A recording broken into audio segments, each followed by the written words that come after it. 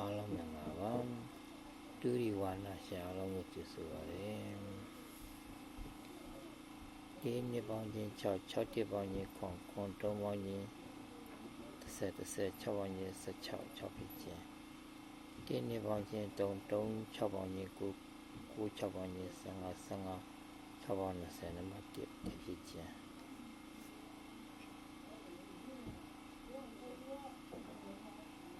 6 5ပေါင်းချင်း17 6ပေါင်းချင်း19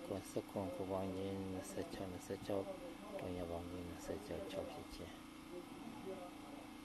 6ခွန်ပေါင်းချင်း73 3ပေါင်းချင်း73 6ပေါင်းချင်း19 9ပေါင်းချင်း26ညခွန်ပြတိုင်းနော်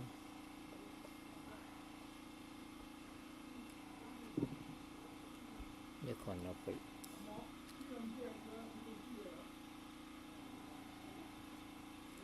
ဒီကတော့ရံကွက်ထရပေါက်တာပါနော်ကိုနောက်ပိတ်ရတော့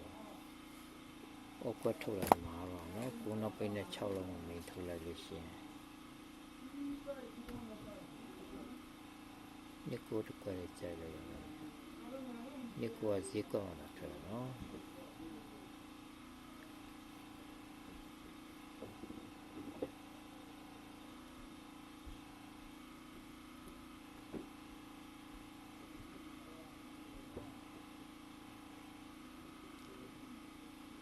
အောက်ကွက်ပေါက်မှဖြစ်မယ်ဒီနေ့မနေ့ကံကောင်းလို့အောက်ကွက်ပေါက်ကြပါစေမနေ့ကတော့သူအောက်ကွက်နော်ဒီနေ့တော့ရံနေမှာထွက်တာအောက်ကွက်တို့မို့သူအောက်ကွက်ထွက်တော့မစိုးနော်